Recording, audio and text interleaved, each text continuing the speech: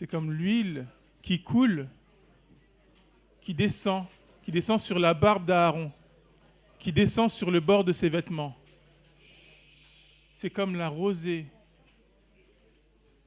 d'Hermon qui descend sur les montagnes de Sion. Et c'est là que l'Éternel envoie la bénédiction, la vie pour l'éternité. Ah! Vous êtes installés. Bonjour à tous. On va remercier le Seigneur pour ce moment qu'il nous donne de passer ensemble. Seigneur, nous te bénissons pour ce temps que tu nous donnes et parce que c'est toi qui nous unis. Et ce n'est pas un hasard si nous sommes là. Tu es le Dieu des rendez-vous. Et tu nous as donné rendez-vous les uns avec les autres, mais aussi avec toi, parce que c'est ta présence qui fait la différence dans nos vies. Et c'est ta présence en nous et avec nous qui nous unit. Nous voulons te louer, t'adorer, te remercier pour ce que tu fais et pour ce que tu feras. Vraiment honorer ta présence dans ce lieu. Merci pour ton esprit qui est puissant et agissant dans ce lieu. Et nous croyons qu'il est encore à l'œuvre parmi nous. Et qu'il se sera encore démontré en ce matin par tout ce que tu vas faire, Seigneur. Alors nous te bénissons pour ce culte que nous remettons entre tes mains. Prends toute la place, Seigneur. Moins de nous et plus de toi dans le nom de Jésus. Amen. Bonjour à tous et à toutes. Comment vous allez ce matin? Merci à l'équipe de louanges. Merci de nous avoir conduits dans ce temps d'adoration. On va continuer à poursuivre ce culte. Est-ce que vous êtes serrés? Qui ce matin, mis à part moi, s'est garé je ne sais pas trop où, a mis je ne sais pas trop combien de temps pour arriver? Qui? Combien il y en a? Ah non, non, non, ça m'intéresse. C'est très important pour ce que je vais dire après. Ouais. Bon. Oui, Brigitte, je te vois. Même derrière, je te vois. Bon. Gloire à Dieu. Parce que ça veut dire qu'on est serré, non? Ouais, hein? Merci Seigneur. Ouais. Ben merci Seigneur, parce que si on est serré, c'est qu'il faut un local plus grand. C'est logique, non? Et en fait, en attendant ce local, en attendant que la médiathèque arrive, parce que nous croyons que le Seigneur nous la donne, il va quand même falloir qu'on s'organise. Et en fait, avec les responsables de service et l'équipe pastorale, on commence là une réflexion pour mettre en place 2 cultes.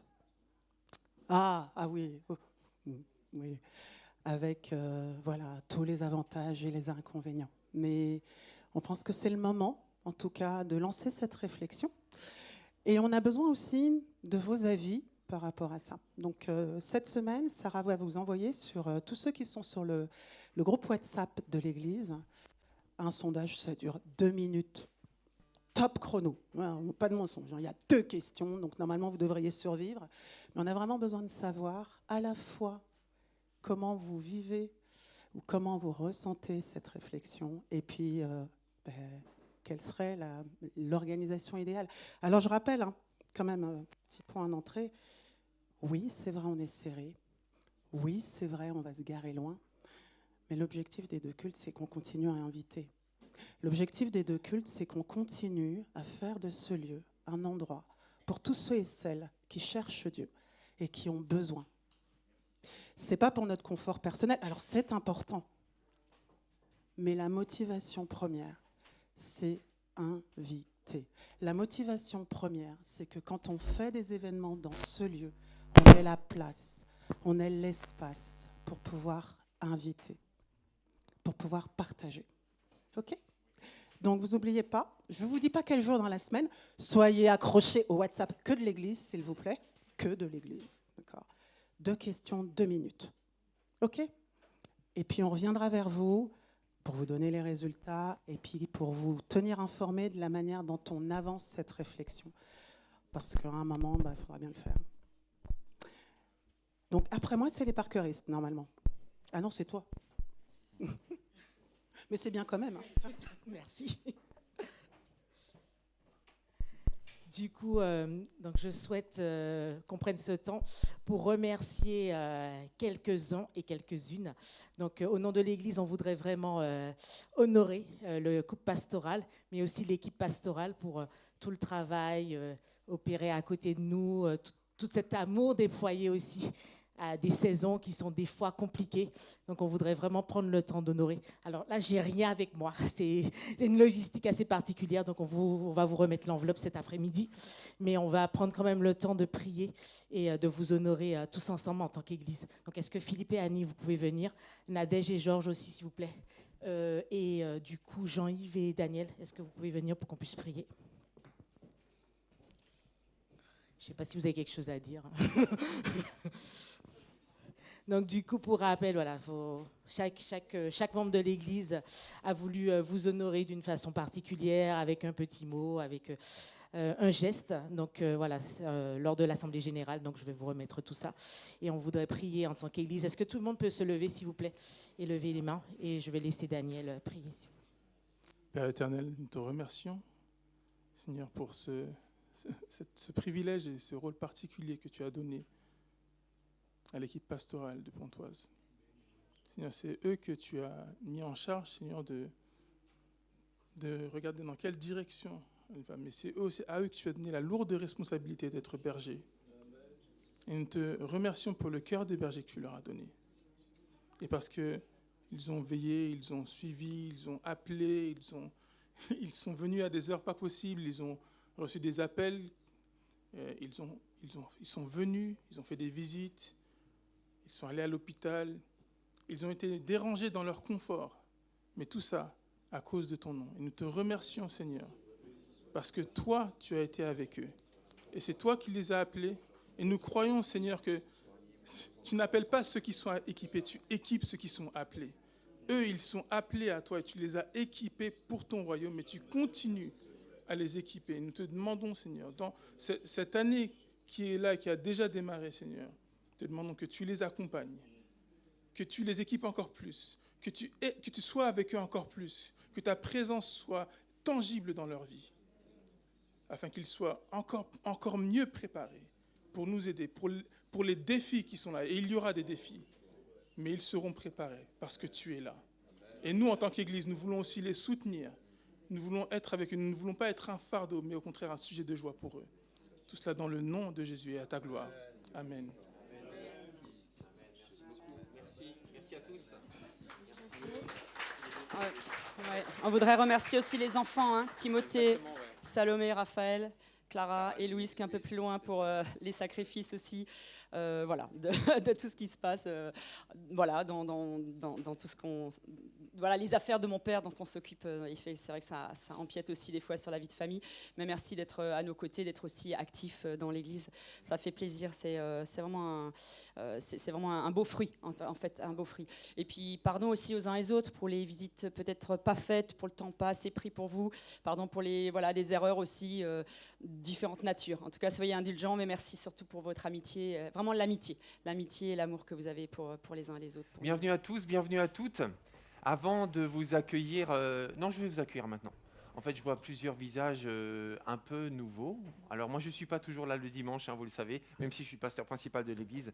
J'ai aussi d'autres responsabilités qui font que parfois je suis obligé de m'absenter. Avec joie d'ailleurs, enfin, non pas que je ne veux pas être avec vous, hein, mais c'est juste que mes responsabilités font que je dois le faire et voilà, et Seigneur béni. Mais... bienvenue à chacun et bienvenue à chacune. Est-ce que quelqu'un est là pour la première fois aujourd'hui? Voilà, c'est ce qui me semblait. Bonjour, bienvenue. Vous pouvez juste vous lever et dire votre prénom, s'il vous plaît? Je m'appelle Candice. Candice, très bien. Bienvenue à Candice. Est-ce qu'on peut accueillir chaleureusement Candice? Bienvenue Candice. On s'était vu au baptême d'Iliana, c'est bien ça? Je me rappelle très bien. Est-ce que quelqu'un d'autre est là pour la première fois?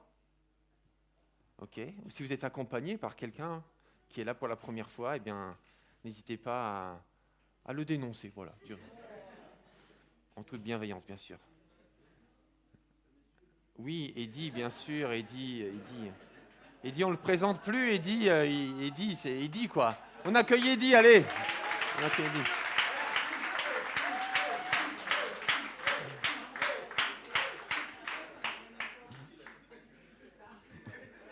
Bon, bienvenue Heidi, tu le sais. Très bien, c'est toujours une joie de te voir en tout cas.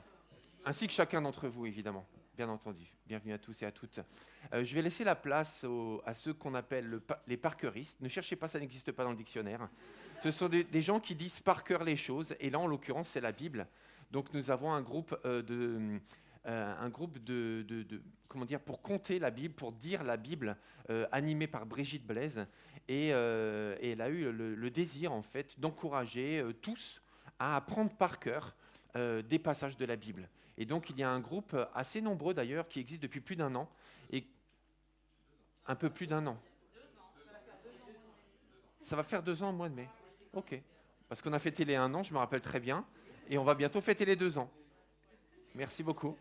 Eh bien, écoutez, aujourd'hui, nous avons Edwin, Denise et Marie-France qui vont nous dire, en fait, un extrait de la Bible. Donc, je vous invite à venir me rejoindre. On va vous mettre un micro de... L'Éternel est lent à la colère. L'Éternel est grand à la colère, est grand par sa force. Il ne laisse pas impuni. L'Éternel marche dans la tempête, dans le tourbillon. La nuée sont la poussière de ses pieds. Nahum 1, verset 3. Merci beaucoup. Merci, je passe ça. Edwin, tiens, approchez-vous par contre, s'il vous plaît. Approchez-vous devant, qu'on vous voit bien. Bonjour. Ne devez rien à personne, si ce n'est de vous aimer les uns les autres, car celui qui aime son prochain a accompli la loi. Romains 13, verset 8. Merci beaucoup.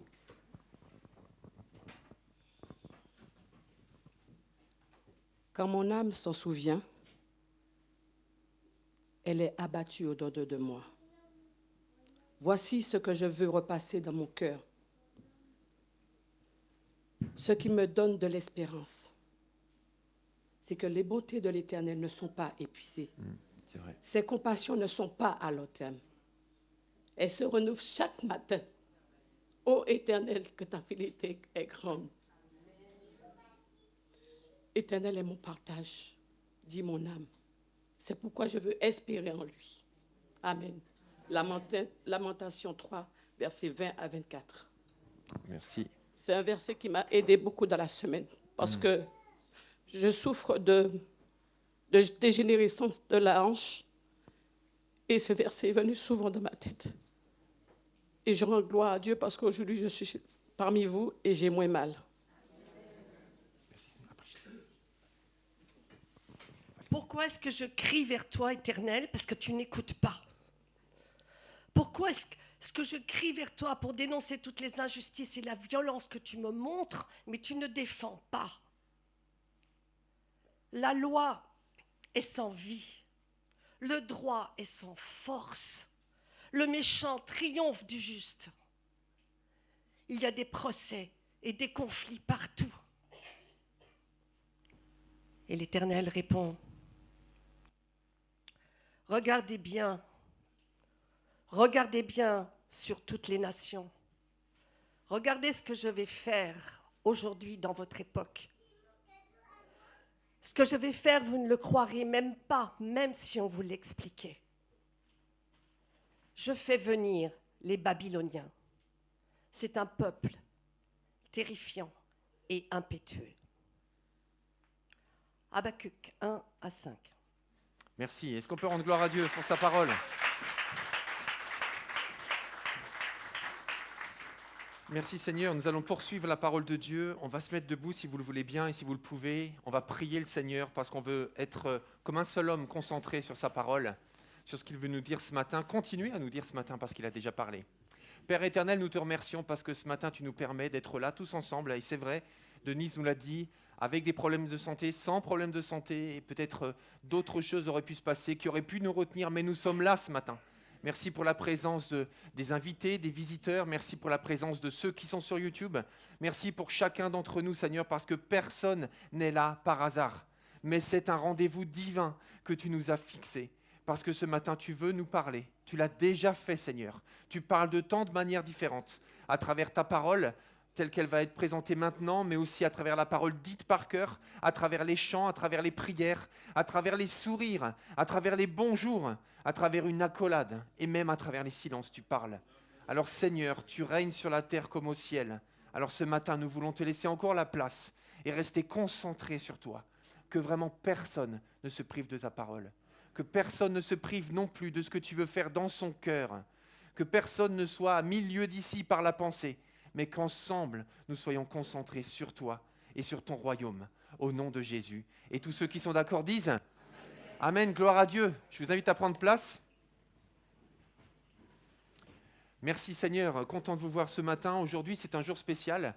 Jour spécial parce que c'est un culte et c'est toujours un rendez-vous spécial parce que, oui, je disais que c'est un jour spécial parce que chaque dimanche est spécial.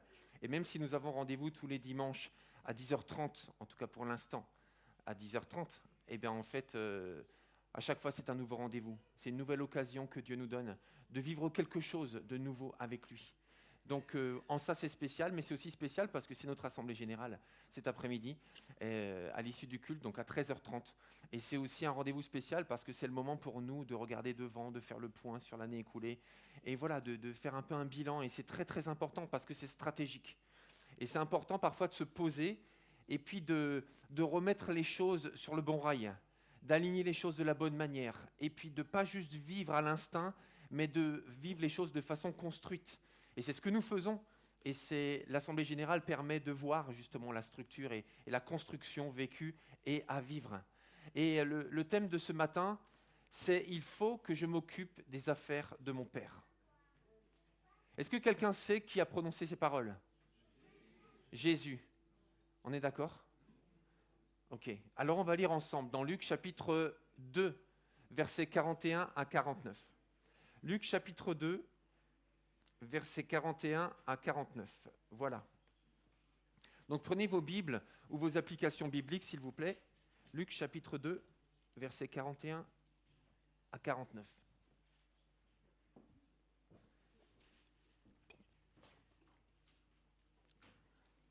Voilà, vous pouvez aussi regarder avec votre voisin si votre voisin est mieux outillé que vous. Luc chapitre 2, Nouveau Testament, l'évangile de Luc, qui, comme les autres évangiles, a pour objet principal d'expliquer qui est Jésus et de raconter tout ce que Jésus a fait et a dit. Donc Luc 2, les parents de Jésus se rendaient chaque année à Jérusalem. Donc nous sommes au début de l'évangile de Luc, Jésus est encore enfant. Les parents de Jésus se rendaient chaque année à Jérusalem pour la fête de la Pâque. Quand Jésus eut 12 ans, ils y montèrent selon la coutume de la fête. Une fois la fête terminée, ils prirent le chemin du retour. Mais Jésus, leur fils, resta à Jérusalem. Et ses parents ne s'en aperçurent pas. Ils supposaient en effet qu'ils se trouvaient avec leurs compagnons de voyage et firent ainsi une journée de marche. Ils se mirent alors à le chercher parmi leurs parents et leurs connaissances, mais ils ne le trouvèrent pas. Aussi y retournèrent-ils à Jérusalem pour le chercher. 3 jours plus tard, ils le trouvèrent dans le temple, assis au milieu des maîtres. Il les écoutait et il leur posait des questions. Tous ceux qui l'entendaient s'émerveillaient de son intelligence et de ses réponses. Ses parents furent très étonnés de le voir là, et sa mère lui dit « Mon enfant, pourquoi nous as-tu fait cela ? Tu sais, ton père et moi, nous étions très inquiets et nous t'avons cherché partout. » « Pourquoi m'avez-vous cherché ? Leur répondit Jésus. Ne saviez-vous pas que je dois m'occuper des affaires de mon Père ? Mais ils ne comprirent pas ce qu'il leur disait. Il repartit donc avec eux et retourna à Jérusalem. Il leur était obéissant. Sa mère gardait précieusement dans son cœur le souvenir de tout ce qui s'était passé. Jésus grandissait et progressait en sagesse. Il se rendait toujours plus agréable à Dieu et aux hommes. Alors nous avons un contexte à ce passage. Luc chapitre 2 nous parle de la naissance et de l'enfance de Jésus. Luc chapitre 2, c'est le passage de la Bible où nous avons le plus d'informations sur cette partie de la vie de Jésus. Une grande partie du récit du chapitre 2 se déroule dans le temple à Jérusalem. Donc le temple, c'était aux yeux de tous les Juifs de l'époque considéré comme la maison de Dieu. C'était vraiment le lieu saint, le lieu sacré où on se réunissait pour vivre des tas de choses en lien avec Dieu. Donc c'était vraiment le lieu de la rencontre. En tout cas, le lieu privilégié, voilà, on va dire ça comme ça, de la rencontre avec Dieu. Et c'est formidable parce que quand Jésus va au temple, c'est la rencontre du temple fait de pierre, le bâtiment quoi, la rencontre du temple fait de pierre et du temple fait de chair, parce que Jésus se qualifie lui-même du temple de Dieu. Jésus a dit un jour, détruisez ce temple et en 3 jours je le reconstruirai. Et là les gens disaient, mais comment nos ancêtres ont mis tant d'années pour le construire, etc. Et toi tu veux le rebâtir en 3 jours? Et la Bible nous dit, il parlait de son corps. Et il parlait de sa mort et de sa résurrection, puisqu'après sa mort, 3 jours après, il est ressuscité. Ça veut dire que le temple, son corps a été détruit, mais il a été reconstruit. En quelque sorte, voilà, c'est un symbole, bien sûr. Donc, à 12 ans était l'âge de la majorité religieuse. Voilà, en fait, j'avais le verset même. Voilà, démolissez ce temple, répondit Jésus, et en 3 jours, je le relèverai. Donc, Jésus qui va au temple, c'est le temple qui va dans le temple. C'est le temple de Dieu, de chair, le temple spirituel qui va dans le temple fait de pierre. Et quand le temple de pierre a été détruit, le temple n'a pas été pour autant détruit parce qu'on ne peut pas enfermer la présence de Dieu entre 4 murs. Et c'est ça déjà le premier message fort que l'on voit là, c'est le temple qui va dans le temple. Donc 12 ans était l'âge de la majorité religieuse, et Pâques c'était l'événement le plus fêté par les Juifs de l'époque, temps de pèlerinage vers Jérusalem.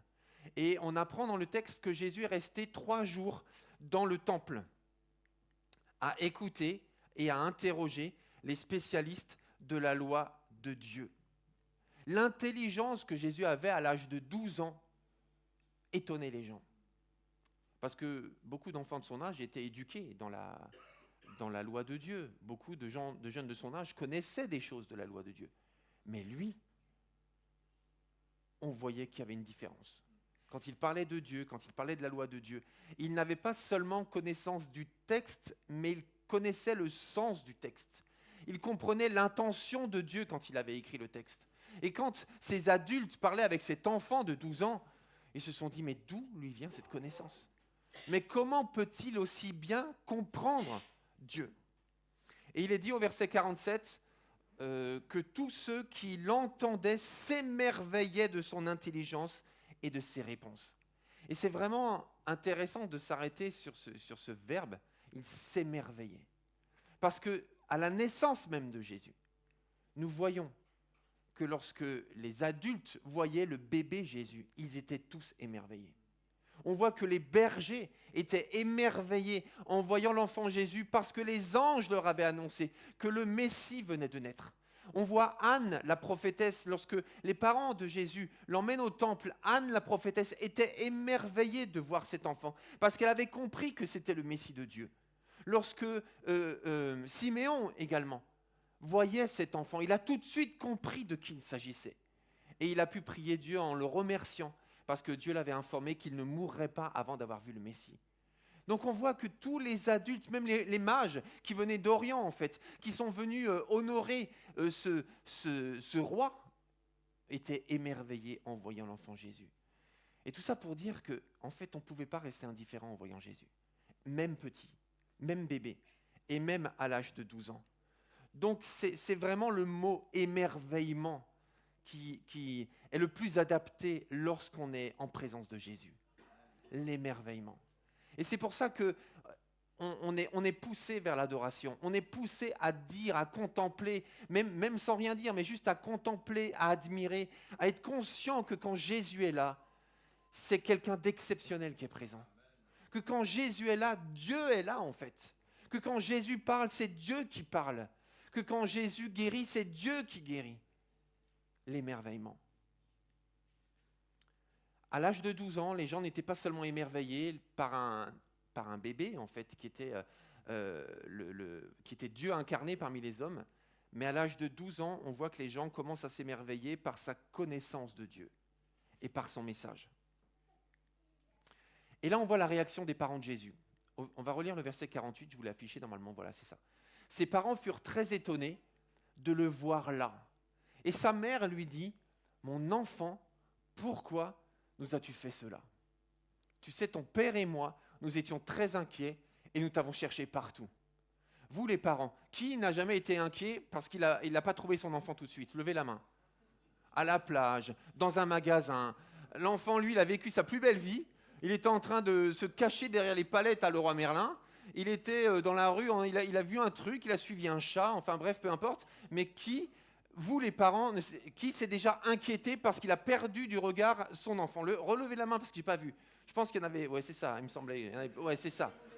On est d'accord, voilà. C'est ça. Oui, les parents, non, nous jamais. Non, il est parti, on s'est dit, c'est bien qu'il prenne son temps. Non, je plaisante. C'est pour ça d'ailleurs qu'à la fin du culte, souvent on vous dit, les parents, n'oubliez pas de chercher vos enfants, et repartez pas sans quand même, parce que nous, on va faire quoi avec vos enfants? Non, c'est aussi pour que vous puissiez aller rapidement les chercher, pour que les moniteurs ne soient pas obligés d'attendre, en fait, c'est pour ça. Mais nos enfants, c'est la prunelle de nos yeux. On les aime tellement, nos enfants. Et c'est formidable, parce que là, on voit que les parents de Jésus ont réagi parfaitement normalement, comme n'importe quel parent. Vous avez remarqué? En fait, il s'adresse quand même au roi des rois. Il s'adresse quand même au patron, au big boss, au seigneur des seigneurs, à la parole faite chair. Et ils lui disent, mais pourquoi tu nous as fait ça? Pourquoi tu nous as fait peur à ton père et moi? Mais franchement, c'est juste des parents. C'est banalement des parents normaux qui réagissent face à leur enfant de 12 ans et ils se sont inquiétés. Pourquoi tu nous as fait ça? En fait, ils ont réagi avec lui comme s'il n'était pas Jésus, en fait. Comme s'il n'était pas le sauveur du monde, comme s'il n'était pas le créateur de toutes choses. Ils ont réagi en tant que parents très inquiets. Nous t'avons cherché partout. Et c'est très intéressant de remarquer que Marie et Joseph ont réagi de façon parfaitement normale, parfaitement standard. Et en même temps, voilà, on ne va pas les blâmer. Enfin, nous qui sommes parents, on voit très bien de quoi ils parlent. Mais en même temps, en oubliant de qui on parle. Et c'est marrant parce qu'ils disent « on t'a cherché partout ». C'est marrant ça quand même. En fait, ils ont cherché partout, sauf au temple. Donc ils ont fouillé toute la ville, ils ont cherché dans les maisons, ils ont cherché, auprès de leurs relations qu'ils avaient auparavant, savoir s'ils n'avaient pas vu Jésus. Mais où pourrait être notre fils? Ils cherchent dans les magasins, ils cherchent dans les rues, dans les coins sombres, de jour comme de nuit. Ils cherchent leur fils partout, sauf au temple. Et finalement, ils le trouvent au temple. Et ils sont étonnés. En fait, donc les adultes qui le voient parler sont étonnés de sa connaissance, de sa sagesse. Ses propres parents sont étonnés de le voir au temple. Et il est dit, attendez, verset 49, voilà, c'est ça. Voilà, au verset 49, il est dit, est-ce que je vous l'ai mis? Je ne me rappelle plus. Voilà, ne saviez-vous pas, verset 49, c'est ça. Pourquoi m'avez-vous cherché, leur répondit Jésus. Ne saviez-vous pas que je dois m'occuper des affaires de mon Père? Et là, en fait, il semble que Marie et Joseph ont oublié qui était Jésus. Ça fait 12 ans que Jésus était né, et ils se sont habitués à lui, c'est mon interprétation, probablement comme si c'était un enfant comme les autres. Ils ont vécu avec lui en tant que parents, ils l'ont côtoyé comme un jeune garçon, ils l'ont vu jouer, ils l'ont vu vivre en fait, manger, dormir, enfin, comme un enfant. Et ils ont, semble-t-il, oublié qui il était, quelle était sa mission et quel était son appel. Pourquoi m'avez-vous cherché? Jésus, en fait c'est marrant parce que les parents de Jésus sont étonnés de trouver Jésus ici et Jésus est étonné de voir ses parents étonnés. En fait tout est normal, mais en fait tout le monde avait oublié qui était Jésus et pourquoi il était là. Ne saviez-vous pas que je dois m'occuper des affaires de mon Père?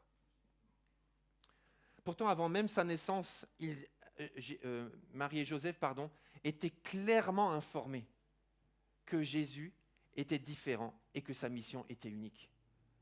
Et une maman qui a mis au monde un enfant sans homme, ça n'est jamais arrivé dans l'histoire en dehors d'elle, comment a-t-elle pu imaginer que son enfant allait avoir une vie normale, allait avoir une vie comme tous les autres enfants, même si en partie c'était comme tous les autres enfants. Mais comment a-t-elle pu oublier l'essence de la mission de son enfant, alors que tout était miraculeux dans sa vie depuis le début? Et ça c'est intéressant, moi je n'accuse pas Marie évidemment, Je ne dis pas, Marie, qu'est-ce qui se passe? Attention, c'est pas bien ce que tu as fait. Ça n'a rien à voir avec ça. Mais c'est juste que je suis surpris et en même temps, c'est tellement humain. C'est tellement humain. Et ça nous ressemble tellement à nous aussi. Parce que à nous, beaucoup parmi nous, vous êtes déjà croyants, vous êtes déjà convaincus, vous avez vécu des tas d'expériences avec Dieu, vous avez vu l'exaucement à vos prières, vous lisez la parole de Dieu régulièrement, vous avez été baptisés, certains même très récemment. Iliana, Mélissa, n'est-ce pas? Thaïs, très récemment. Mais je vous connais, vous êtes aussi hyper convaincus de l'existence de Dieu, de l'amour de Dieu pour vous. Vous priez, vous lisez la Bible, enfin voilà, vous êtes profondément attachés. Et certains parmi nous, on s'est fait baptiser il y a 10 ans, 20 ans, 30 ans, 50 ans. Certains, il n'y avait même pas encore d'eau sur la terre ils ont été baptisés déjà. Pour dire, c'est quasiment des ancêtres qu'on peut trouver dans une couche géologique souterraine, quoi. Non, c'est pour dire, et pourtant, des fois, dans des situations difficiles, on réagit comme si on n'avait pas Dieu. Des fois. Mais on peut se surprendre soi-même et on peut être surpris par la réaction d'autres chrétiens parce qu'on sait des tas de choses de la part de Dieu, mais en situation, parfois, on réagit comme si on ne le savait pas. Vous voyez ce que je veux dire ou pas, non? C'est marrant comme des fois quand on roule en voiture, on peut oublier, en fait, notre sainteté. C'est marrant comme dans un RER bondé, en fait, le soir, vers 19h30, 20h, vous savez, on est épuisé d'une journée de travail, on est debout, il y a de la place nulle part, tout le monde a les bras levés, on est en plein été, on a son nez près des aisselles des voisins. Vous voyez de quoi je parle ou pas, là, quand même? Moi, je l'ai vécu aussi, pas souvent. Grâce à Dieu, pas souvent. Et puis là, il y a quelqu'un qui nous fait un geste, qui nous bouscule, ou bien il y a quelqu'un du fond. Pourquoi il s'est mis au fond aussi, alors qu'il sort maintenant? Il bouscule tout le monde doit sortir, tout le monde est fatigué, tout le monde est énervé. Et là, on réagit, en fait, comme si on n'était pas chrétien. Des fois, peut-être. En fait, moi, j'ai vu ça plusieurs fois, surtout dans des moments vraiment difficiles, parce que là, on parle de moments, voilà, assez banals. Mais dans les moments difficiles. Moi, je me rappelle, j'étais... il y a longtemps de cela, hein, il y a plus de 20 ans, c'était un de mes premiers accompagnements de couple en crise, en grave crise. En fait, madame m'a demandé de venir les voir parce qu'ils ne vont pas bien du tout. Alors, bien sûr, moi j'y vais. Et quand on m'a dit pas bien du tout, en fait, j'avais sous-estimé la santé conjugale du couple. Quand je suis arrivé là-bas, c'était la guerre. En fait, on cherchait juste un témoin pour observer le couple se disputer. Et puis en fait, l'épouse me dit « mon mari m'a trompé ». Alors, bon, ça fait beaucoup d'un coup quand même. Est-ce que... Moi, je suis là, je découvre ça. Alors, lui, il se défend. Non, c'est pas vrai, il sort toutes les preuves sur la table. Voilà, les preuves, les photos, les captures d'écran, tout ce que vous voulez. Il ne pouvait pas reculer, en fait. Donc, il a avoué. Oui, c'est vrai, j'ai une maîtresse. Depuis 6 mois. Ah, bon, alors moi j'essaie de remettre mes idées dans ma tête. Et alors, la réponse qu'il a donnée pour se justifier. Alors là, je ne veux pas critiquer les hommes, hein, c'était un homme, on est d'accord, hein, nous les hommes, les autres, on n'est pas comme ça. Hein. Mais lui, il était comme ça. Et il a dit, oui, c'est vrai, mais ça fait des mois que tu refuses qu'on ait des relations intimes. Je suis un homme avant tout. Bon, cet homme, il était quand même chrétien. Passage, il était quand même engagé dans cette église. Il conduisait la louange dans cette église. À l'époque, hein, il y a plus de 20 ans, dans cette église. Et, non. Et il a dit, mais je suis un homme avant tout. Et c'est comme ça qu'il a justifié d'avoir une maîtresse dans sa vie. C'est qu'avant tout, il est un homme. Et moi, je lui ai dit, mais avant tout, tu es un enfant de Dieu, en fait. Avant tout, tu es un époux. Avant tout, tu as pris des engagements envers ta femme. Avant tout, tu t'es engagé dans le lien sacré du mariage. Tu as fait des promesses de fidélité à ton épouse. Avant tout, avant d'être un homme, tu es un époux et tu es un enfant de Dieu. Donc réfléchis à ce que Dieu veut pour toi avant de réagir par ton instinct, par tes besoins charnels, légitimes, des besoins physiques légitimes, mais avec ta femme. Et si ta femme ne veut pas, mais réfléchis comment on peut arranger les choses, comment on peut construire les choses, comment on peut avoir de l'aide en fait, pour résoudre la situation, plutôt que de réagir juste par instinct. Ne savez-vous pas qu'il faut que je m'occupe des affaires de mon père ? Ne sais-tu pas qu'il faut que tu t'occupes des affaires de ton père avant de t'occuper des instincts de ton cœur ? Je me rappelle une autre fois aussi, c'était suite à un décès. En fait, c'était une chrétienne que je connais très bien, une chrétienne évangélique. On était dans cette église depuis des années. Et en fait, elle a perdu un proche. Et au moment des obsèques, elle priait en boucle, « Je vous salue Marie, pleine de grâce, je vous salue Marie, pleine de grâce, je vous salue Marie, pleine de grâce. » Je dis, mais depuis quand on prie Marie dans notre église ? Depuis quand tu pries Marie, en fait ? Mais en fait, elle avait l'habitude de prier la Vierge Marie avant sa conversion personnelle. Et des années après, au moment où elle a été déstabilisée dans sa vie, elle est revenue à ses anciennes habitudes sans se demander ce que Dieu attendait d'elle à ce moment-là. Et ce que Dieu voulait lui faire expérimenter à elle dans ce moment-là, elle s'est juste rappelée de ses instincts du passé. Et ce que je veux dire par là, en fait, c'est que très souvent, dans les moments de tension, on est tenté de réagir par nous-mêmes plutôt que de se laisser guider par la volonté de Dieu. Et c'est pour ça que, en fait, Jésus et Marie, encore une fois, ont réagi parfaitement. Je recommence. Marie et Joseph ont réagi parfaitement, normalement, comme n'importe quel parent. Mais ils avaient oublié que Jésus était venu pour s'occuper des affaires de son Père. Et en fait, Marie et Joseph aussi étaient là pour s'occuper des affaires de leur Père. Et c'est pour ça qu'ils étaient venus à Jérusalem, pour célébrer la Pâque. Donc tout le monde était venu pour ça, justement. Mais ils avaient oublié, en fait, quelle était la volonté de Dieu pour la vie de leur fils. Alors, le sens de la réponse de Jésus. Pourquoi m'avez-vous cherché ? Ne saviez-vous pas que... Jésus était étonné que ses parents soient étonnés, et d'ailleurs il leur fait une forme de léger reproche. Pourquoi m'avez-vous cherché ? Ce sont les premières paroles de Jésus relatées dans toute la Bible. Alors c'est intéressant là aussi, parce qu'avant ça, Jésus ne parle pas. Enfin, il parlait, bien sûr, mais on n'a pas ces paroles. Okay ? Donc avant ça, on n'a pas les paroles de Jésus. Les premières paroles qu'on a enregistrées de Jésus dans les évangiles, c'est « Pourquoi m'avez-vous cherché ? Ne saviez-vous pas que je dois m'occuper des affaires de mon Père ?» Et c'est intéressant parce que ça, c'est les premières paroles enregistrées et les dernières paroles de Jésus avant sa mort. C'est « Tout est accompli ». Donc, la première fois que Jésus parle dans l'Évangile, en tout cas que c'est enregistré, c'est pour s'occuper des affaires de son Père. Et son message se conclut avant sa mort en disant « Tout est accompli ». Donc c'est ça le sens de Jésus, c'est de se concentrer sur son Père, de s'occuper des affaires de son Père, d'accomplir la volonté de son Père, de dire les paroles de son Père. Donc ça c'est le premier sens de sa réponse. Le deuxième sens, c'est « Je dois m'occuper des affaires de mon Père ». Il faut que je m'occupe des affaires de mon Père. Marie et Joseph, je répète, semblent avoir oublié la mission de Jésus. Une famille normale, une vie de famille normale, tellement normale qu'ils ont failli oublier l'essentiel. Mais Jésus n'a pas oublié. Est-ce que parfois, on ne s'est pas un peu trop habitué à avoir une vie normale, nous aussi ? Métro, boulot, dodo, courses, ménage, magasin, sport, dormir, manger. Est-ce que notre quotidien n'est pas un peu trop banal parfois ?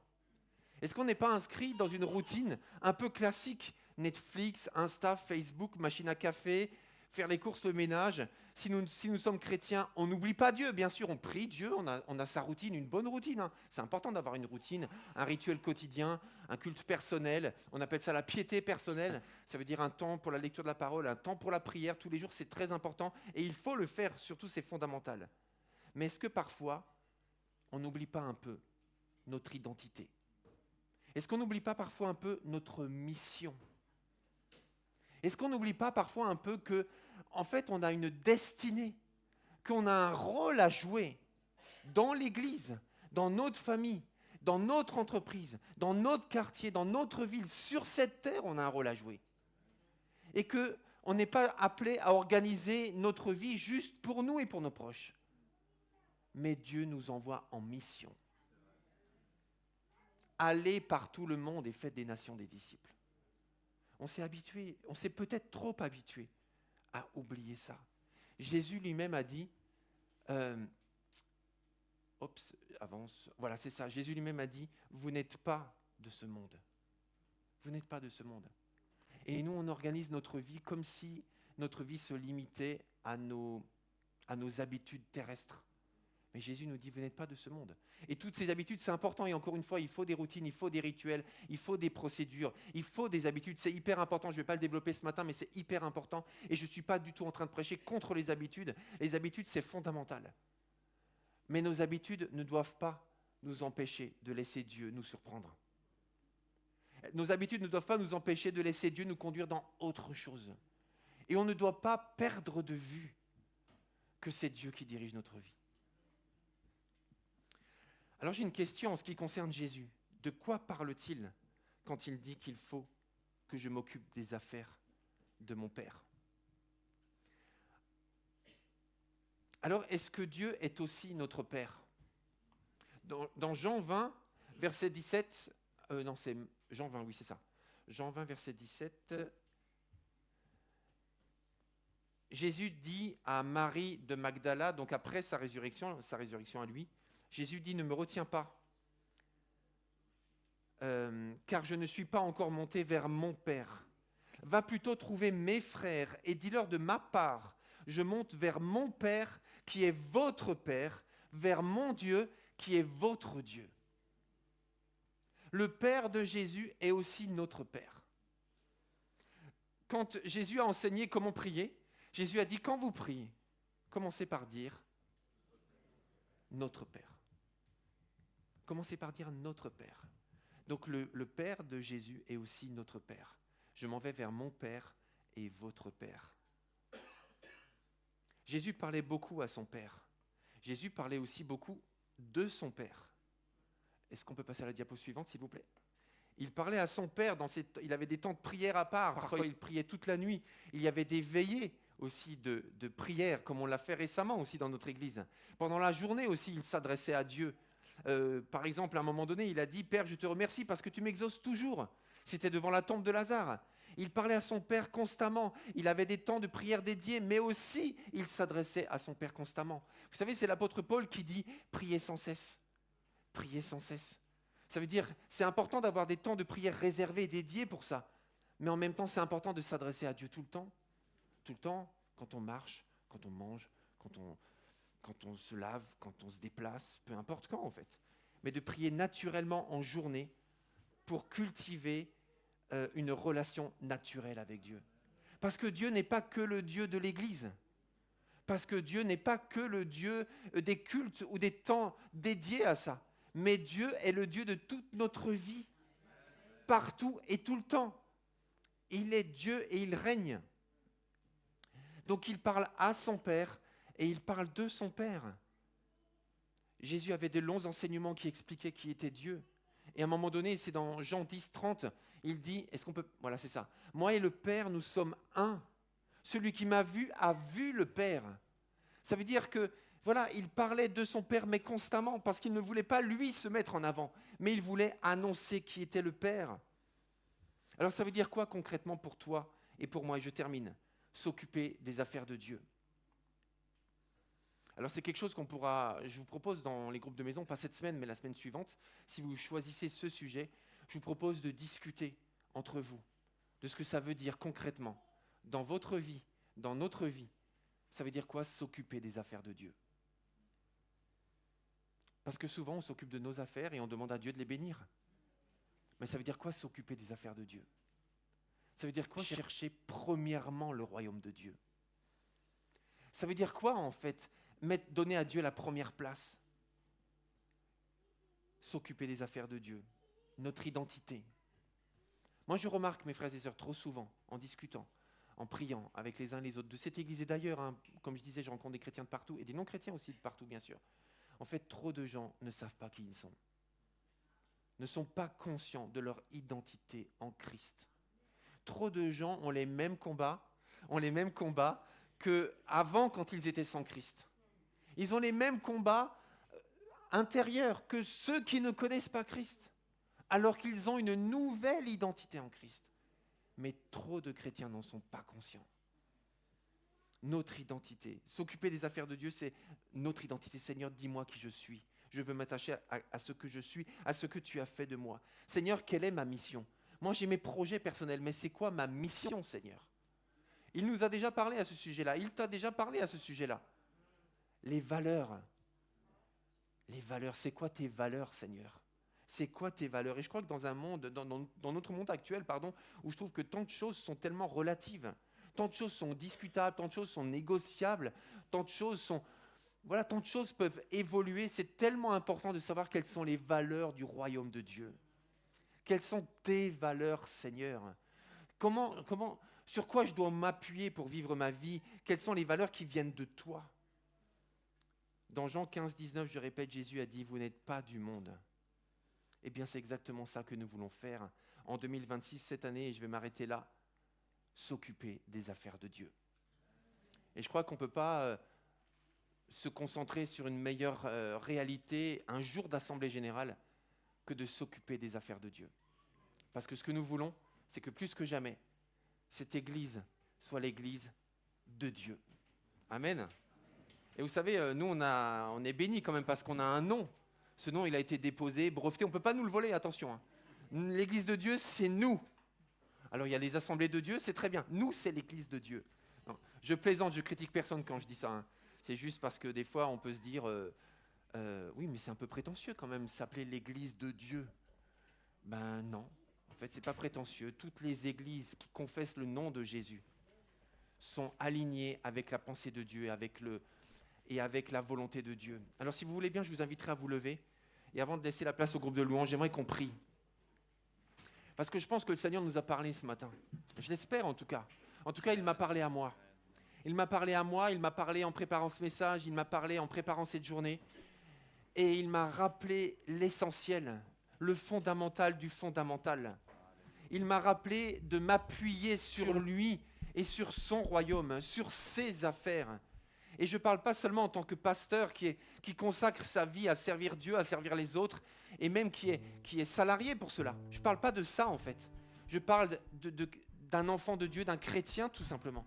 Je parle de moi en tant que chrétien qui a compris, qui recomprend encore une fois de plus que je me suis engagé à m'occuper des affaires de mon Père. Père éternel, je te prie pour chacun d'entre nous. Merci parce que tu nous permets d'être là ce matin, d'être concentré sur toi, sur ton œuvre, sur ton église ici à Pontoise.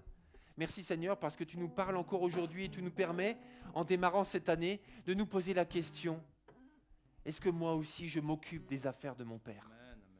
Et c'est pas du tout un reproche, c'est pas du tout pour faire un examen de conscience, nourri de culpabilité ou de honte ou de regret ou quoi que ce soit. Pas du tout. Ça n'a rien à voir avec ça. C'est juste au contraire le moment de venir au temple avec Jésus, de venir au temple qui est Jésus et de faire comme lui, de s'occuper des affaires de Dieu par-dessus tout. Cherchez premièrement le royaume de Dieu et sa justice. Et toutes ces choses vous seront données par-dessus tout. Alors Père éternel, merci parce que tu nous parles encore ce matin. Et merci Seigneur parce que tu nous rappelles de nous concentrer sur l'essentiel, de chercher à vivre notre vie à ta manière Seigneur.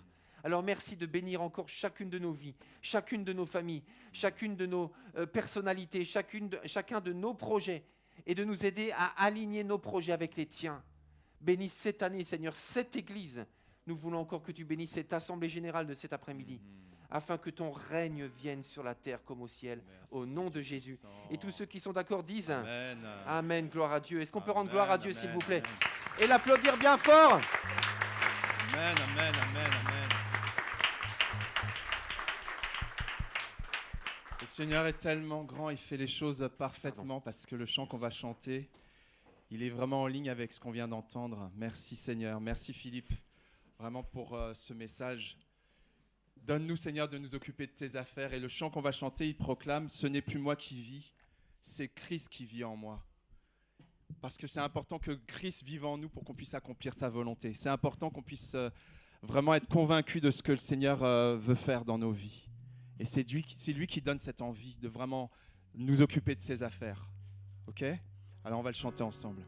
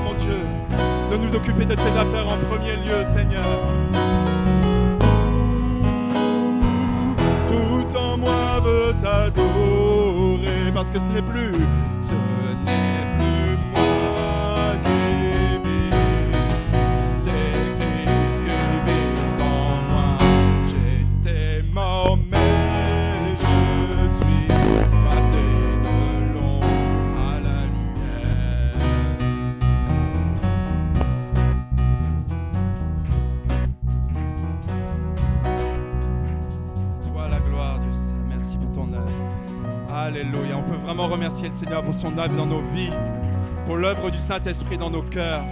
Alléluia. Merci, Dieu puissant. Amen.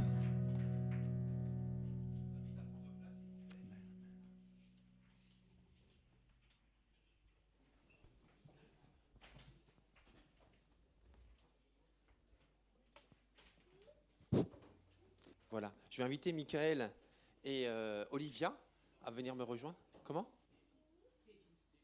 Ah, c'est Tevin, pardon, excusez-moi. Et Michael, voilà, excusez-moi. Merci beaucoup. Tevin et Michael, et je vais inviter aussi Mélissa, Thaïs, non. Iliana, Thaïs et Siméon. Merci beaucoup. Merci. Tous les trois, je vous invite à venir nous rejoindre et je vais inviter donc Michael et Tevin.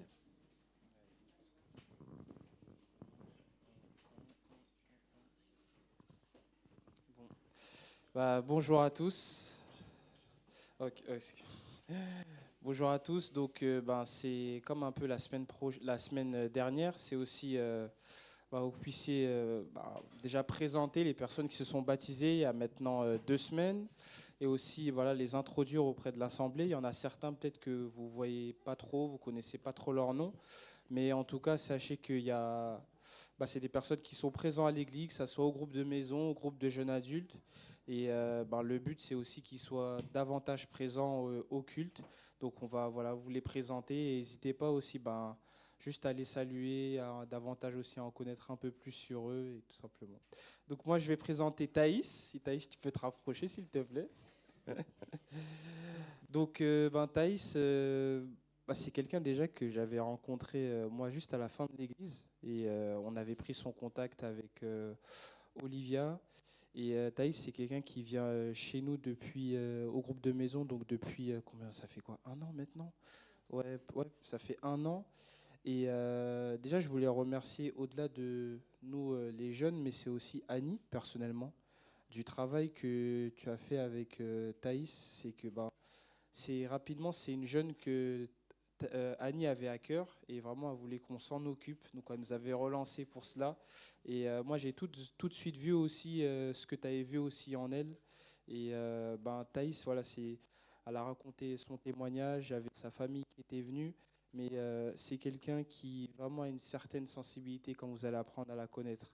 Elle a beaucoup de dons et de talents qui sont encore à faire progresser, à faire fructifier. Mais c'est vraiment une personne qui est très gentille, qui est à l'écoute, qui est sensible, comme je disais, et elle a expliqué durant son témoignage, lié à des problèmes personnels, qu'elle ne peut pas encore bien aussi venir aussi au culte. Mais je vous demande vraiment de prier, parce qu'il y a un enjeu aussi sur sa vie. Et c'était juste pour t'encourager, en tout cas Thaïs, que nous, on est contents de t'accueillir dans cette famille, et depuis que tu es au groupe de jeunes aussi, adultes, dans notre groupe de maison, tu es vraiment une personne que, c'était la famille aussi. Merci pour ta présence. Merci.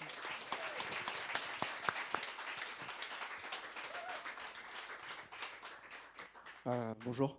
Moi, du coup, je vais vous présenter Iliana et Simeon aussi par la suite. Vas-y, Iliana, tu peux venir. Iliana, ça va faire bientôt 1 an que tu es avec nous.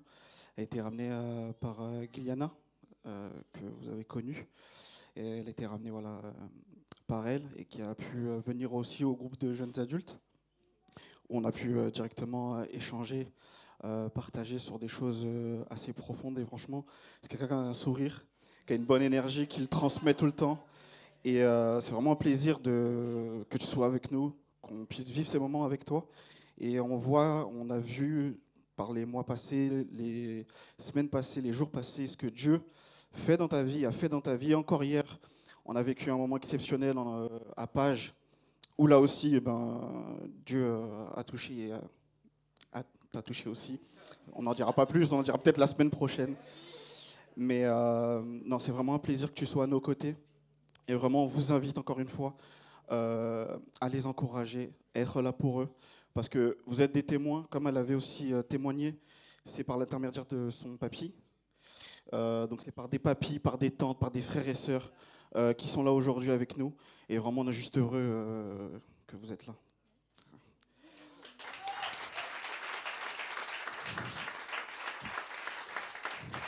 Tu peux venir, Siméon le plus beau, l'homme, vraiment un homme qui est pimpant, qui s'habille bien propre.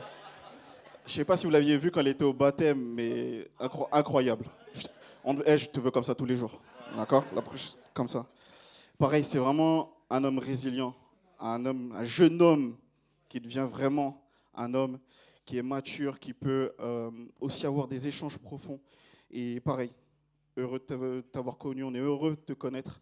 Et on est heureux que tu sois là et que tu puisses participer à cette maison, à cette famille-là. Et vraiment, on veut aussi t'accueillir. Merci pour le cœur, pour ce que Dieu fait dans ta vie. Et tu es juste exceptionnel. Voilà, tout simplement. Voilà.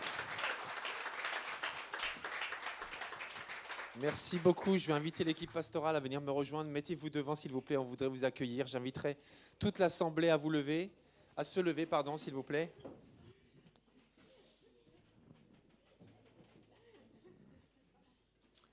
Voilà, super. Je vais demander à Tevin. Tiens, Tevin, mets-toi qu'on te voit bien quand même sur le côté. Voilà, tu vas prendre le micro, tu vas prier pour eux. Oui, en notre nom à tous. Mais juste avant, Michael, tu vas rajouter quelque chose? C'est pour revenir, parce que j'ai parlé d'Annie vis-à-vis de Thaïs. Et moi, j'aimerais aussi interpeller toutes les femmes aussi de cette assemblée, toutes les grandes sœurs. C'est qu'on a une génération de jeunes femmes qui se lèvent et je pense que vous avez vraiment votre rôle à jouer. C'est que Scani, comment elle s'est comportée avec Thaïs ou même d'autres jeunes filles, je pense qu'il y a une réelle dynamique qui veut se lancer auprès des femmes. Je ne sais pas encore qu'est-ce que c'est, mais il y a quelque chose. Donc voilà, c'était Dieu qui m'avait mis ça sur le cœur. Donc voilà. Merci beaucoup. Je vous invite à étendre les mains aussi vers les bénissements. Alléluia. Merci mon Dieu, merci pour tes enfants, Seigneur, qui ont donné leur vie, Seigneur, pour toi, qui ont décidé de sortir de la barque, Seigneur, et de marcher sur l'eau et de venir tendre leurs mains à la tienne, Seigneur, et de donner pleinement leur vie. Et merci parce que tu fais des choses merveilleuses, Seigneur, tu opères des miracles. Et nous voulons voir encore, Seigneur, ces miracles s'accomplir, Seigneur, à travers leur vie. Le baptême n'est qu'une étape, Seigneur. Il y a encore plein de choses qui les attendent, Seigneur, mon Dieu. Et je sais que tu poses ta main pleine, Seigneur, sur leur vie, sur leur famille, Seigneur, sur leurs amis. Et nous voulons vraiment te prier, mon Dieu, invoquer ton esprit, Saint-Esprit, sur leur cœur, Seigneur, pleinement sur eux, Seigneur. Vraiment que tu descendes, qu'il y ait un feu qui descende, Seigneur, sur leur vie. Une onction particulière. Tu vois les dons et les talents qu'ils ont, Seigneur, que tu leur as confiés. Et vraiment qu'ils puissent le propager autour d'eux, Seigneur. Que ce soit des témoins de ta gloire, des témoins de ta lumière, Seigneur. Parce que ce sont le sel et la terre, la lumière de ce monde. Et encore merci, nous voulons voir encore plus de baptêmes, Seigneur, s'accomplir dans cette église, s'accomplir, Seigneur, dans les environs. Que les gens qui puissent rentrer dans cette église puissent donner leur vie, Seigneur, pleinement à toi. Encore merci pour ce que tu fais, merci pour ce que tu feras dans leur vie. Je te loue et je te rends grâce dans le nom de ton Fils Jésus-Christ. Amen. Alléluia. Merci Seigneur. On vous invite à reprendre place. Donc voilà, maintenant vous mettez un visage sur Siméon, Iliana et Thaïs. Donc, heureux de vous accueillir comme membre. Comme on l'a dit la semaine dernière aussi, c'est important de se positionner comme membre de l'Église. Ça veut dire que voilà, je fais partie de cette Église, je m'investis dans cette Église, j'aime cette Église, j'ai été béni par cette Église, je veux moi aussi bénir les autres. C'est ça, être membre, tout simplement. Je vais laisser la place à Sarah pour les annonces. Alors, oui. Donc, nous allons passer au rendez-vous de la semaine. Alors, juste, vous notez, nous allons commencer une nouvelle série. Alors, je vais lire.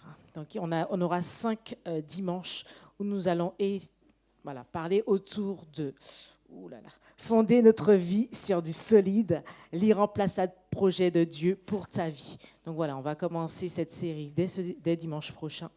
Et c'est l'occasion d'inviter des amis, d'inviter des proches, chrétiens ou non chrétiens, pour pouvoir vivre ensemble cette nouvelle série. Cette semaine, donc, on se retrouve mardi pour notre temps de réunion de prière. J'ai plus la main, les gars, je vous laisse. Oui, merci.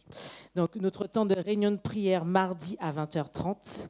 Vendredi, les jeunes adultes se retrouvent à 19h30. Je vous laisse voir le lieu avec vos responsables. Samedi, le groupe d'hommes, le groupe d'hommes se retrouve aussi durant un temps. Normalement, vous devez vous rapprocher de Daniel. Donc, les inscriptions, c'était jusqu'à aujourd'hui, me semble-t-il.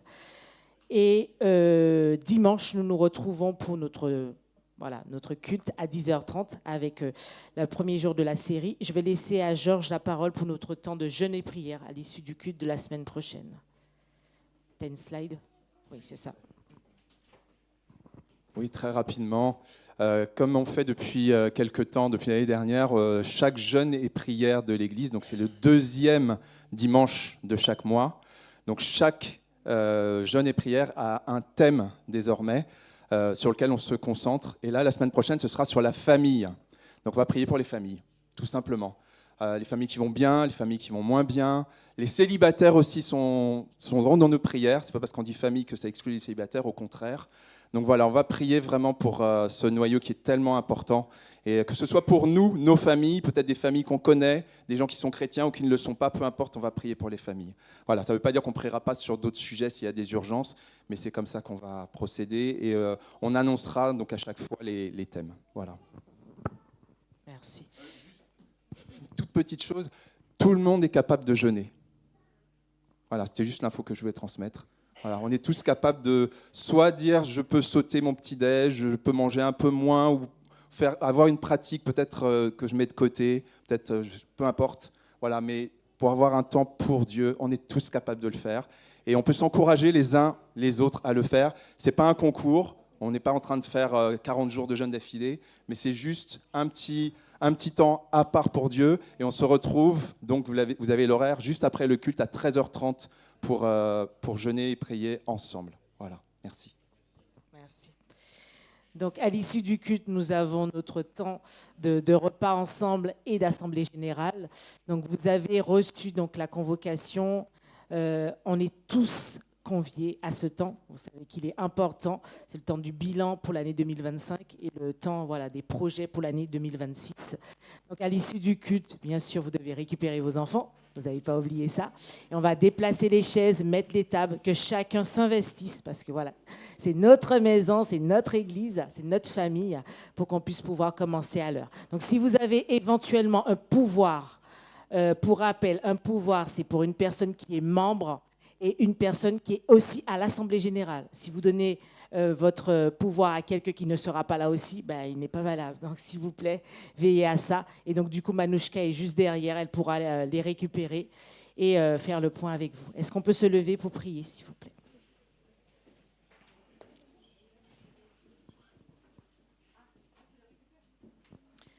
Merci Seigneur pour ces temps bénis, ces temps de partage ensemble. Merci parce que tu nous as parlé de différentes façons, à différents moments de ce culte. Et c'est vrai qu'avec toi, quand tu es là, on ne peut que s'émerveiller. Parce que lorsque tu es là, on le sait, on le sent, on le ressent. Et tu nous percutes d'une façon particulière. Merci parce que tu nous parles, même si on te connaît depuis peu ou depuis très longtemps. Et tu as toujours quelque chose de particulier à nous dire. Et tu arrives à nous dire quelque chose de façon différente à n'importe quel moment. Et en ça, c'est tellement magnifique avec toi. Merci parce que nous pouvons te connaître. Et merci parce que tu nous permets d'être utilisés pour tous ceux qui sont autour de nous, qui ont besoin de te connaître. Alors manifeste-toi, continue à te manifester pleinement comme tu le fais chaque jour, à chaque seconde de nos vies. Merci pour ces temps bénis que nous partagerons ensemble. Merci parce que tu es là. Tu es aussi le Dieu de la logistique, tu es le Dieu de l'administratif. Tu es vraiment partout dans tous les domaines de notre vie et nous ne voulons pas t'exclure en quoi que ce soit. Alors règne en toutes choses. C'est toi qui tiens l'or et l'argent et nous savons que tous les besoins que nous avons, que nous exprimons, que nous ne pensons même pas, tu les as entre tes mains. Merci pour toute cette semaine. Merci parce que tu restes au contrôle de toutes choses. Et nous te soumettons chacune et entièrement toutes nos vies. Sois élevé, roi des rois, Seigneur des seigneurs, nous t'aimons. En ton nom. Amen.